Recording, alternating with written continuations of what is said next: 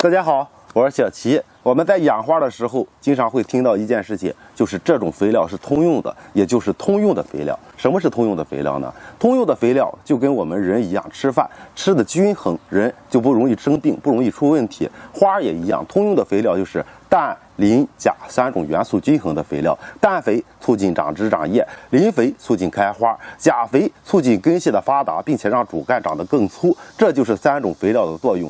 所以说，我们想要给植物施肥，应该怎么去选择肥料呢？如果您是新手的话，您可以直接给它用多元素的肥料。常见的多元素的肥料有花多多1号，有多元素的复合肥。多元素的复合肥跟我们知道的种地的复合肥一样的，因为它的各项元素都是含量非常的高，用多了以后，它是属于速溶的肥料。发到盆土里边去，浇到盆土里边去，它就能够快速吸收。如果用量过多的话，就会导致出现烧苗的情况。所以说，复合肥它是通用的，但是用的时候要浓度低一点。还有我们知道的花多多1号，它也是氮、磷、钾均衡的。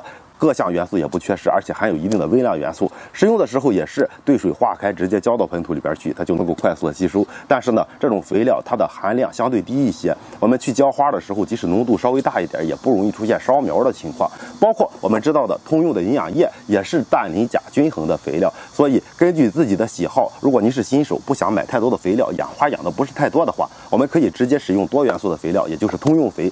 用上以后，它就能够正常的吸收，各项元素都不缺失，该生长的时候生长，该开花的时候开花，只是比我们去用某一项肥料居高的去使用的时候，它长得要慢一些，开花会相对少一些，但是不会出现问题。这就是多元素的肥料，这就是通用的肥料。您知道什么意思了吗？所以说，选肥根据自己的情况，养花养的少，直接用多元素的就可以了。定期定量的使用，只要生长季节、开花季节别缺肥，它就能够正常的生长，正常的开花。好了，今天就到这里吧。如果想看更多养花视频，别忘了关注小七。